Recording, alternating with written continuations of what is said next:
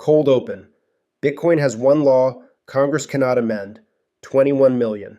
That is the frame for the Clarity Act. Because if you spend 10 minutes on crypto Twitter this week, you can come away thinking Washington is about to make Bitcoin official, or ruin it, or unlock it, or capture it. That is the wrong lens.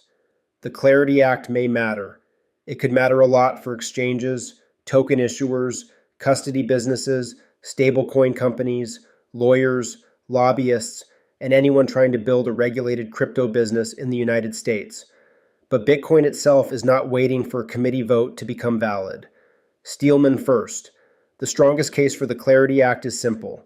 The United States has spent years regulating digital assets by confusion. Founders did not know which agency would knock on the door.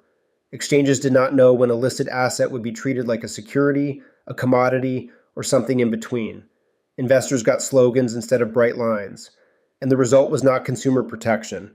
It was uncertainty with enforcement layered on top. So, a market structure bill that says, here's the SEC lane, here's the CFTC lane, here are the disclosure rules, here's how a digital asset business registers, that is not crazy. That is government doing one of the few things government is actually supposed to do. Write the rule book in advance. And the political receipts are real. The House passed H.R. 3633, the Digital Asset Market Clarity Act, by a bipartisan 294 to 134 vote. The Senate Banking Committee then advanced its version by 15 to 9. That does not mean the bill is law. It means this is no longer a fringe crypto press release. It is an active market structure fight in Congress. That is why this deserves a rebuttal, not a dunk. If you are building in the United States, uncertainty is expensive. A lawyer cannot build a product. An enforcement headline cannot replace a statute. A founder cannot hire, bank, insure, or raise capital forever on the hope that one regulator's interpretation will not change next year. So yes, clarity has value. The pro-clarity side is not automatically selling out Bitcoin by wanting rules that serious businesses can read before they operate. Now the rebuttal. The Clarity Act does not make Bitcoin scarce. Nodes do that. The Clarity Act does not make Bitcoin final. Proof of work and settlement rules do that. The Clarity Act does not make Bitcoin neutral. The fact that no committee can decide tomorrow that 21 million should become 24 million does that. This is where people blur two very different things. Legal clarity can help Bitcoin companies. It can reduce random enforcement risk. It can make banks, custodians, funds, accounting departments, and public companies more willing to touch Bitcoin infrastructure. That is a real point. But legal clarity is not the source of Bitcoin's value proposition. It is a wrapper around the edges. The center is still the rule set, and the bill has critics for a reason. Some critics look at clarity and see a crypto lobbying package. They worry it creates loopholes. They worry it shifts too much from the SEC to the CFTC. They worry it gives token projects a path to look decentralized before they really are. Those are not unserious objections.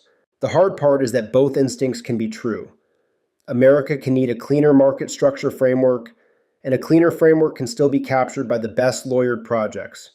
A bill can reduce arbitrary enforcement and still create incentives for token promoters to dress up insider games as decentralization. That is why the Bitcoin lens has to stay strict.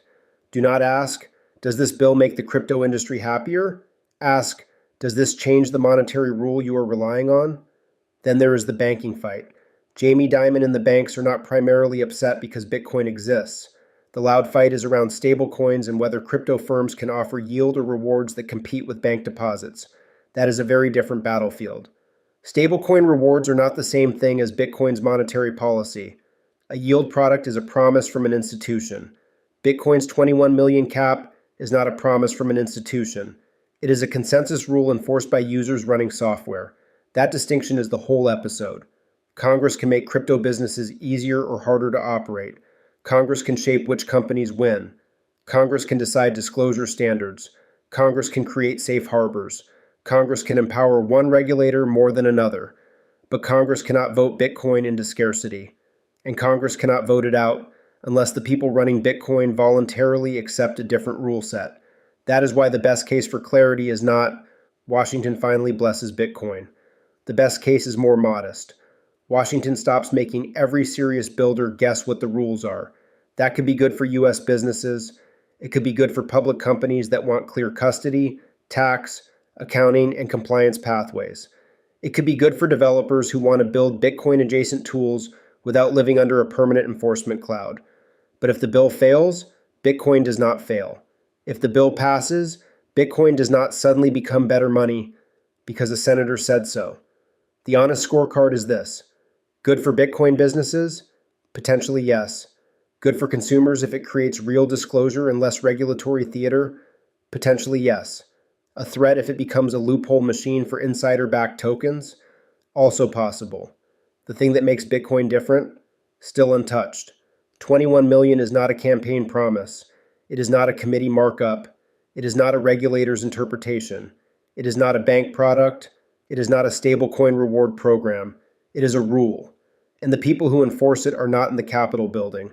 They are the people running nodes all over the world. That is the point. The Clarity Act may clarify the crypto industry. Bitcoin's clarity already exists. It is 21 million, educational only, not financial, legal, or tax advice. This is exit velocity. Think in Bitcoin.